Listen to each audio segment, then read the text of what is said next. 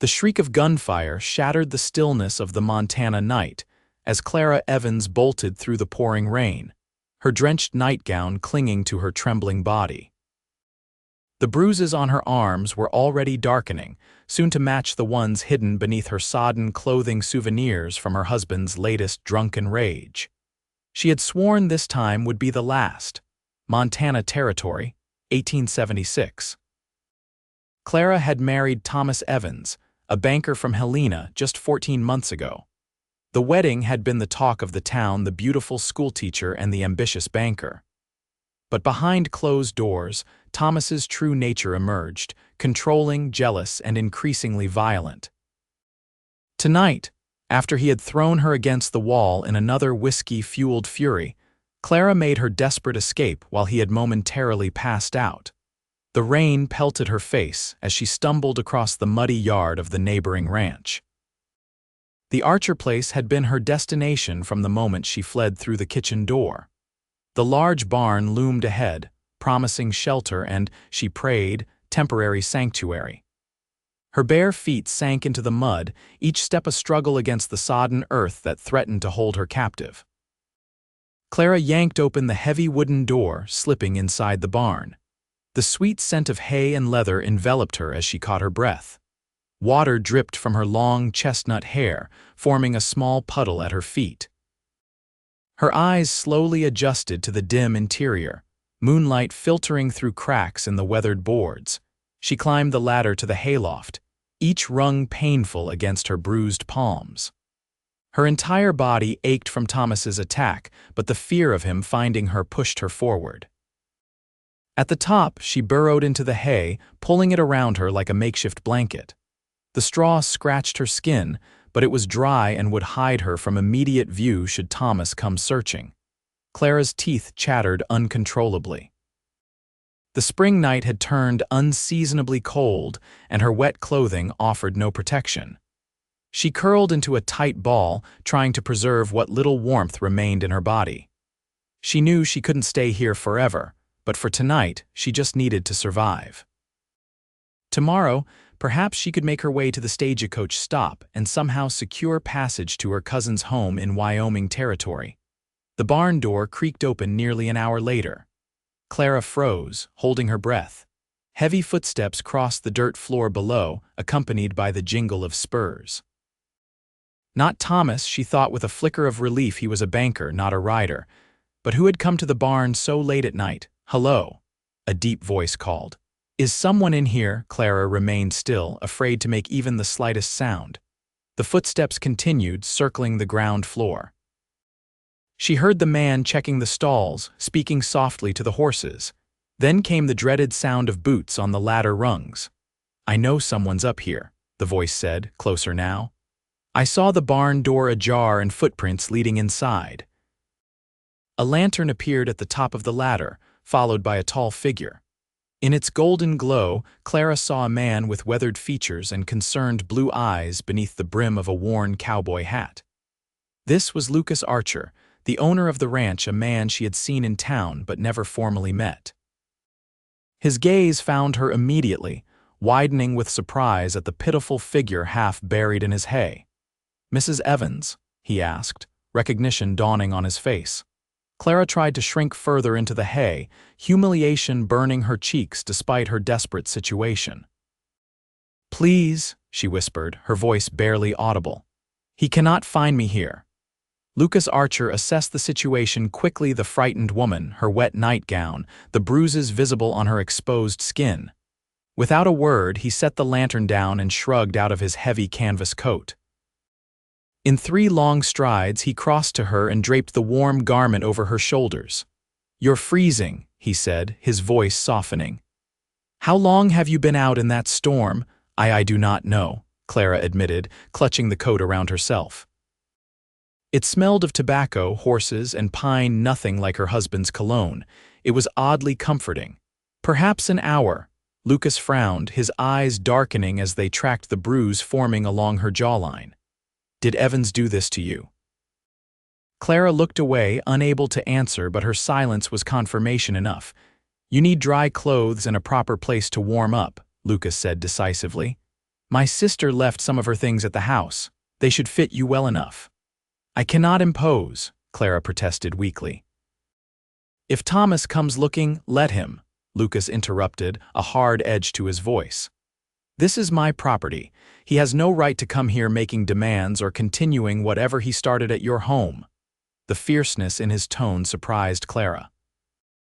She had seen Lucas Archer in town many times, a quiet, reserved man who kept to himself, running his cattle ranch with a competent but unassuming presence. He was known to be fair in his business dealings, but was not one for socializing. Rumor had it that he had come to Montana 5 years ago from Texas, seeking a fresh start after the war. "Can you stand?" he asked, offering his hand. Clara nodded, attempting to rise but stumbling as pain shot through her ankle. Lucas caught her before she fell, his strong arms steadying her. "You're hurt worse than you're letting on," he observed, concern etching lines around his eyes. Without warning, he scooped her into his arms. "I'm taking you to the house." "Mr. Archer, please," Clara began to protest, but the warmth of his body against her chilled one silenced her objections. She had not been held with such care in so long. Lucas carried her down the ladder with surprising agility, balancing her weight while descending one-handed. Outside, the rain had slowed to a drizzle, but the ground remained treacherously muddy. He shielded her with his body as best he could, striding purposefully toward the ranch house visible through the trees. The Archer homestead was modest, but well-built, a 2-story log structure with a wraparound porch and smoke curling from the stone chimney. Lucas shouldered open the front door, carrying Clara into the warmth of the main room where a fire blazed in the hearth. "I keep it burning on cold nights," he explained, setting her gently on a worn leather sofa near the flames. "Stay here. I'll fetch those clothes and something hot to drink." Clara nodded, too exhausted to argue. The heat from the fire began to thaw her frozen limbs, bringing with it the sharp sting of returning circulation. She took the opportunity to examine her surroundings.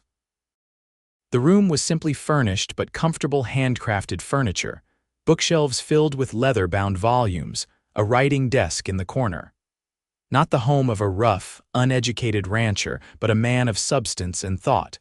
Lucas returned with an armful of clothing and a steaming mug.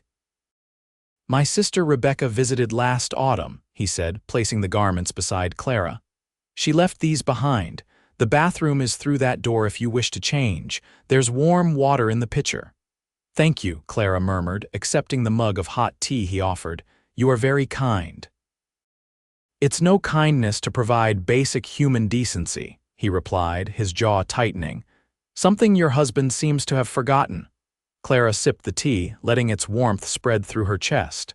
"You do not know Thomas," she said quietly. "I know enough," Lucas replied, moving to stoke the fire. "I've seen the way he speaks to you in town, like you're a possession rather than a person, and now this." He gestured to her bruised face. "No man has the right." Clara couldn't argue with his assessment.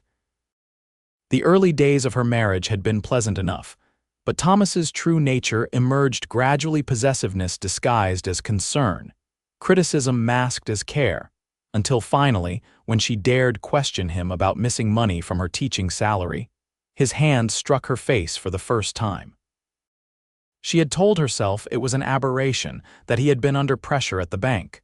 But the incidents increased in frequency and severity until tonight, when she feared for her life. "I will leave you to change," Lucas said, breaking into her thoughts. "There's a bedroom upstairs you can use for the night. Tomorrow we can discuss what you want to do." When he had gone, Clara made her way to the small bathroom. The pitcher indeed held warm water, and she gratefully washed the mud and hay from her skin. Rebecca Archer had been a practical woman. It seemed the clothing consisted of a simple cotton nightgown, woolen stockings, and a thick flannel robe. All fit Clara reasonably well, though Rebecca had been slightly taller. Clean and warm at last, Clara returned to the main room to find Lucas pouring 2 glasses of amber liquid. "Medicinal purposes," he said, offering her one. "It will help with the pain."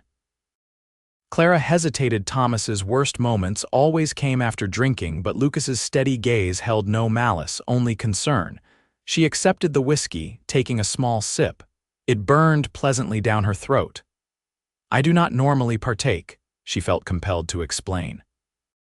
"Neither do I much," Lucas replied, settling into an armchair across from her. "Except on nights like this." "Do you often rescue women from your barn in the middle of the night?" Clara asked, attempting a weak jest. A small smile tugged at the corner of his mouth. "First time, actually. Though I did once find old Jim Porter sleeping off a bender in there after his wife locked him out." Clara's smile faded. "Thomas will come looking for me." "Let him try," Lucas said, his voice hardening.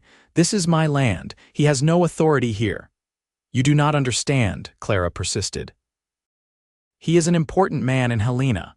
He has connections with the territorial officials, with the banks that likely hold your mortgage." Lucas leaned forward, his forearms resting on his knees. "Mrs. Evans, Clara," she interrupted. "Please call me Clara." "Clara," he amended. "I own this land outright. No mortgage. And while your husband may have friends in high places, so do I. More importantly, I have friends who value justice over money or position." Clara studied him, this enigmatic rancher who had shown more kindness to her in 1 hour than Thomas had in months. "Why would you risk trouble for a stranger?" Lucas's eyes met hers, clear and unwavering. "Because my mother died at my father's hands when I was 14 years old," he said quietly. "And no one stepped in to help her, though many knew what was happening. I swore I would never be that person, the one who looks away." Clara's breath caught. "I am so sorry." "It was a long time ago," Lucas said, finishing his whiskey. "Texas before the war, but some lessons stay with you." They sat in companionable silence for a while, the only sounds the crackling of the fire and the occasional creak of the house settling. Clara felt her eyelids growing heavy, the exhaustion of her ordeal finally catching up with her. "You should rest," Lucas observed, rising from his chair. "Come, I'll show you to the bedroom." The room upstairs was simply furnished but clean, with a patchwork quilt covering the bed and curtains framing the window that looked out over the moonlit ranch lands. Clara realized suddenly that she had no belongings with her, no clothes for tomorrow, no personal items, nothing. "I have nothing," she said, the reality of her situation hitting her anew. "You have safety for tonight," Lucas replied gently. "Tomorrow is soon enough to worry about the rest." After he left, Clara sank onto the bed, her mind whirling despite her fatigue. How had she arrived at this point, hiding in a stranger's home, fleeing from the man she had vowed to love until death parted them? What would tomorrow bring? Would Thomas come searching? Would he bring the law with him, claiming she was his property to reclaim? Despite her anxiety, exhaustion won out.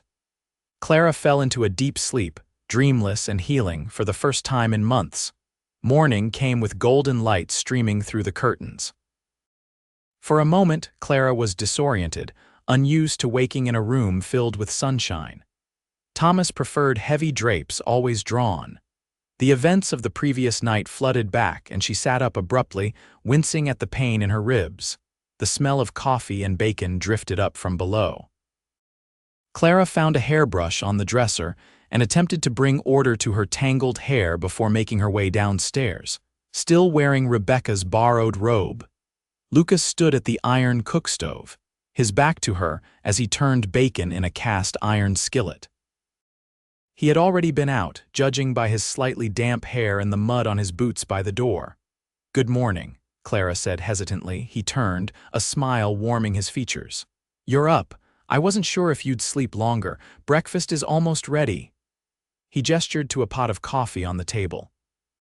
"Help yourself. Cups are in the cabinet above." The domesticity of the scene struck Clara. How different from her mornings with Thomas, who expected to be served promptly at 7 before departing for the bank, leaving Clara with a list of tasks to complete in his absence. "Thank you," she said, pouring herself a cup of the strong coffee. "For everything." Lucas transferred bacon to a plate, adding eggs cooked in the rendered fat. "Hungry?" he asked, setting the plate before her. Clara nodded, suddenly aware of the hollow feeling in her stomach. She had not eaten since yesterday's meager lunch. Thomas had been displeased with the stew she prepared and had sent her away from the table. As they ate, Lucas broached the subject they had avoided the night before. "What do you want to do, Clara?" She set down her fork. "I cannot go back," she said firmly. "Even if it were safe, which it is not, I cannot live that way anymore." Lucas nodded, accepting her decision without question. "Do you have family you could go to?" "A cousin in Wyoming," Clara replied. "In Laramie." "We wrote regularly until Thomas began intercepting my letters." She looked down at her plate. "But I have no money for the stagecoach fare. Thomas controls our accounts." "I can provide the fare," Lucas offered immediately. Clara shook her head. "I could not accept such charity." "It's not charity," Lucas insisted. "Consider it a loan if that makes it easier. You can repay me when you're settled." Clara was about to respond when the sound of approaching hoofbeats interrupted their conversation. Lucas stood, moving swiftly to the window. "Riders coming," he said grimly. "3 of them, and one looks to be your husband." Clara's heart pounded. "He must have asked around town. Someone saw me heading this way." Lucas's face hardened. "Stay inside. Let me handle this." "Lucas, please, do not put yourself at risk." He turned to her, his expression softening momentarily. "Trust me, Clara. I won't let him take you." Clara watched anxiously from the window as Lucas stepped onto the porch, his stance relaxed but alert as 3 horsemen approached. Thomas was at the front, his face flushed with anger even from a distance. Beside him rode Sheriff Mills, a man known to be firmly in Thomas's pocket thanks to generous loans from the bank. The third man was Henry Wilson, Thomas's business associate, Archer. Thomas called out, his voice carrying clearly, "You have something that belongs to me." Lucas remained on the porch, his hand resting casually near the revolver at his hip. "Good morning, gentlemen," he replied evenly. "What brings you to my property?" Thomas dismounted, his movements betraying his lingering inebriation. "My wife ran off last night during a misunderstanding. A neighbor saw someone matching her description heading toward your land." "A misunderstanding," Lucas repeated, his voice dangerously quiet. "Is that what you call beating a woman until she flees in her nightclothes in a rainstorm?" Thomas's face darkened. "My domestic affairs are none of your concern, Archer. Clara is my wife, and I have come to take her home." "Sheriff," Lucas addressed the lawman who remained mounted. "Have you seen Mrs. Evans this morning? Have you asked her if she wishes to return with her husband?" Sheriff Mills shifted uncomfortably. "Now, Archer, a husband has rights, a wife has rights too," Lucas interrupted, "including the right not to be beaten. Those bruises didn't come from a misunderstanding."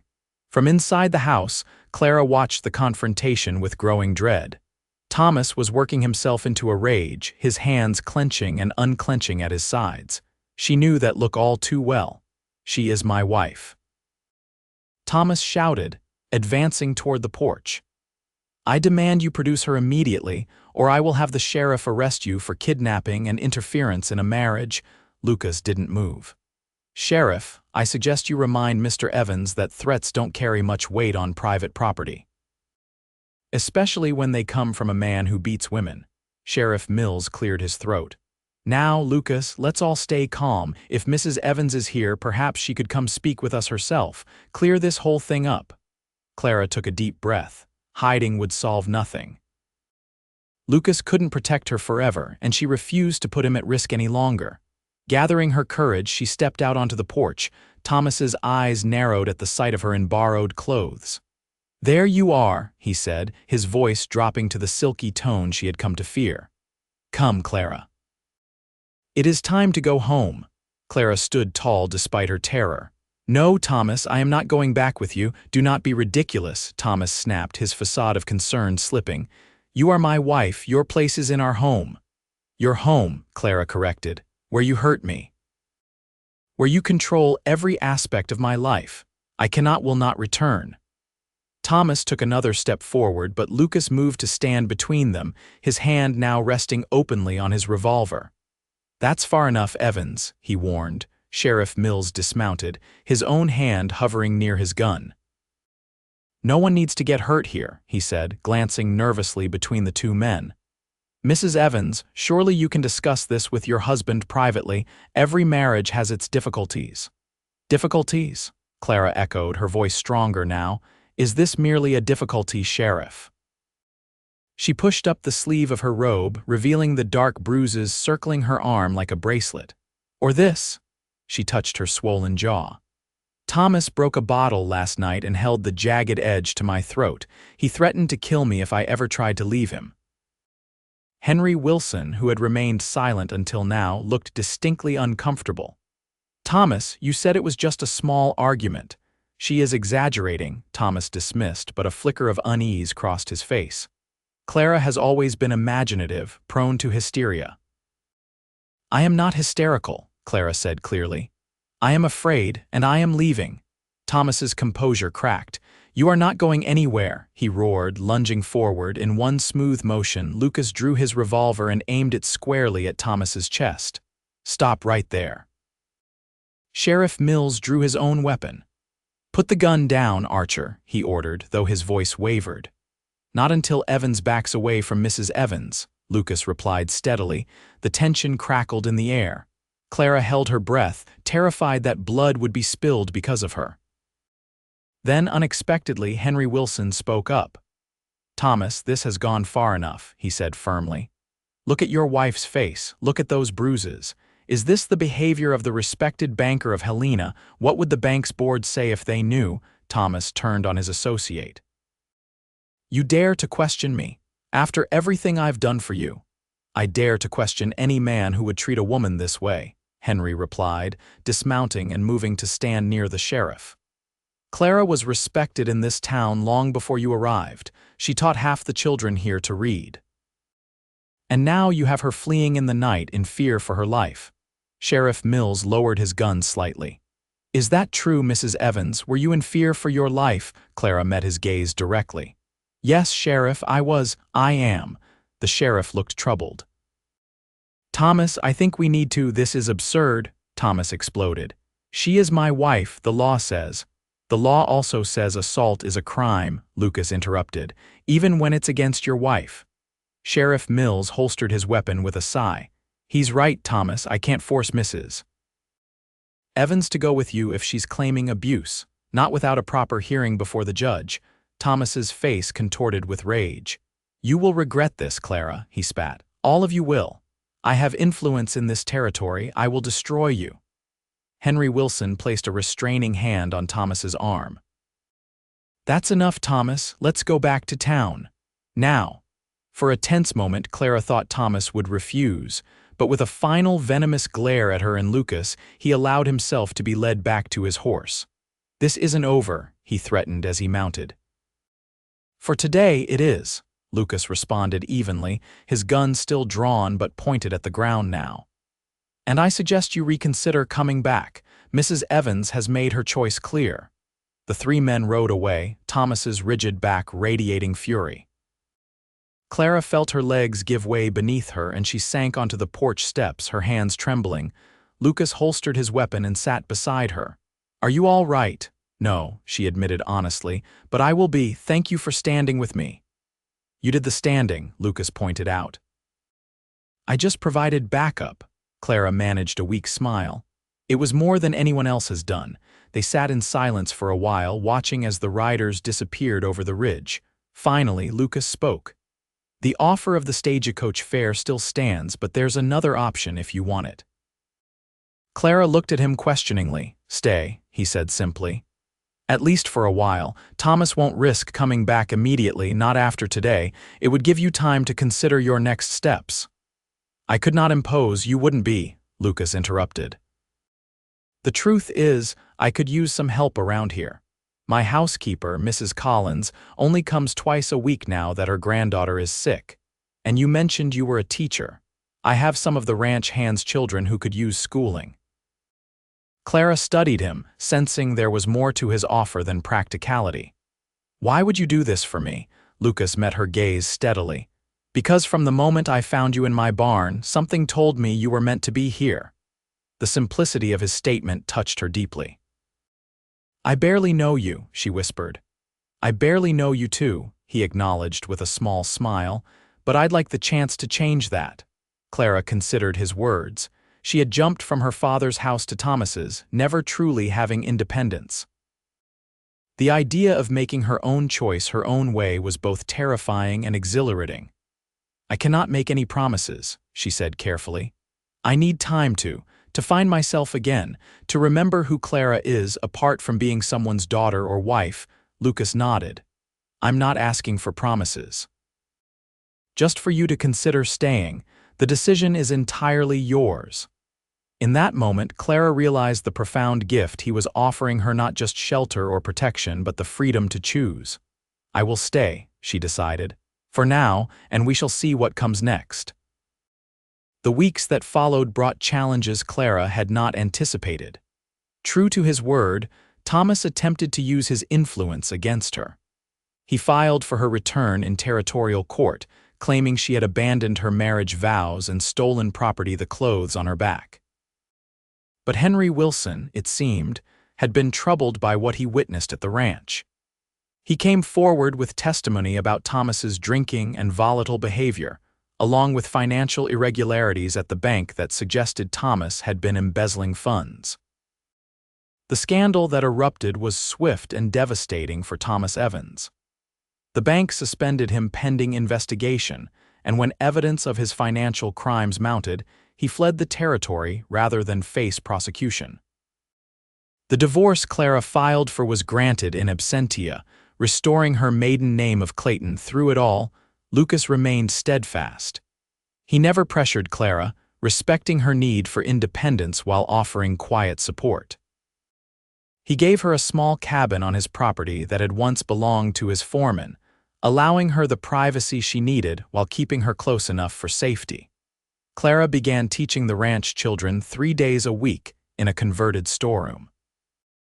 The work reconnected her to the person she had been before Thomas, confident, capable, valued for her mind rather than her obedience.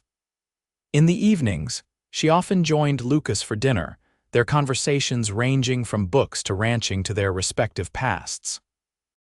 Gradually, Clara shared more about her life, her childhood in Pennsylvania, her journey west as a young teacher seeking adventure, how she had mistaken Thomas's controlling nature for strength and security. Lucas, in turn, told her of his Texas upbringing, his service in the war, and his decision to start fresh in Montana after losing his brother to typhoid.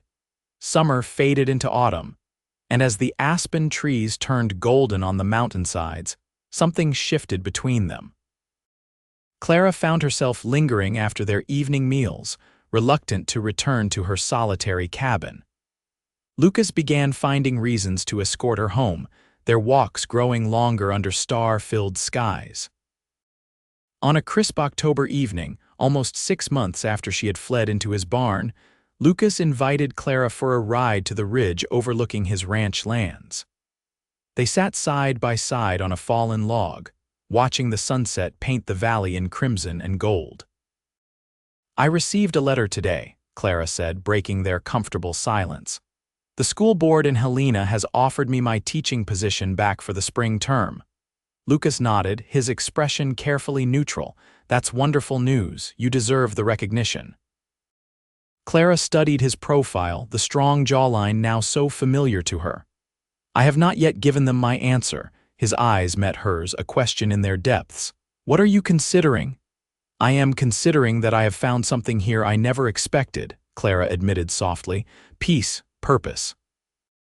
And she hesitated, gathering her courage. "Feelings I thought I might never experience again. Trust, affection, perhaps even love."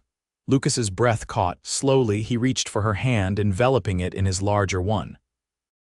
"Clara," he said, his voice rough with emotion, "I have been falling in love with you since the night I found you in my barn, but I swore I would never push you, never make you feel obligated or trapped." "I know," she whispered, "and that is precisely why I have fallen in love with you too."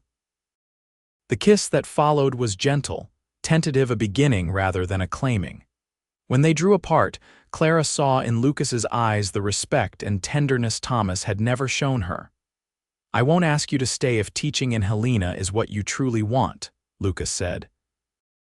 "Your independence matters to me. Your choices are your own," Clara smiled, touching his face. "My choice is here, with the children who need a teacher, with the land that has sheltered me." She leaned forward, pressing her forehead to his. "With you, if you will have me." Lucas's arms encircled her, drawing her close. "Always," he promised. "However you want me, for as long as you want me." They were married the following spring in a simple ceremony on the ranch, attended by friends and neighbors who had supported Clara through her ordeal. Rebecca Archer came from Texas, delighted to welcome Clara to the family. Even Henry Wilson attended, having taken over management of the bank after Thomas's disgrace. Clara wore a dress of ivory silk, standing proudly beside Lucas as they exchanged vows beneath an arch of spring wildflowers. This time, she promised to cherish rather than obey, and Lucas vowed to honor her independence as well as their union. Life on a ranch was not always easy. There were difficult seasons, lean years, and the everyday challenges of building a life together. But never again did Clara hide in fear, and never did Lucas raise his voice or hand in anger.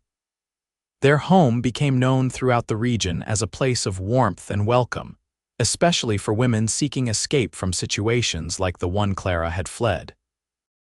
5 years after that rainy night when she sought refuge in his barn, Clara sat on the porch of their expanded ranch house, watching Lucas teach their 3-year-old daughter to ride her first pony. Their infant son slept in a cradle beside her, his peaceful breathing a counterpoint to Emily's delighted squeals as the pony trotted in a gentle circle. Lucas looked up, catching Clara's eye across the yard. His smile, still capable of quickening her heart, spread across his face. He lifted Emily from the saddle and set her on his shoulders, carrying her toward the porch. "Mama, I rode like Papa," Emily announced proudly. "I saw, my love," Clara replied, making room on the swing for Lucas to join her. "You are very brave." "Like you, Mama," Emily replied, clambering down to peer at her sleeping brother. "Papa says you're the bravest person he knows." Clara exchanged a look with Lucas, who took her hand in his. "Your papa is right about many things," she said, "but the bravest thing I ever did was trust again." Lucas squeezed her hand. "And the best thing I ever did was find you in that barn," he murmured for her ears alone. As the Montana sunset painted the sky in hues of pink and gold, Clara leaned against her husband's shoulder, surrounded by the family they had built together. From the darkest night of her life had come this abundance of joy, not because she had been rescued, but because she had found the courage to rescue herself, and in doing so, discovered a love worth risking everything for.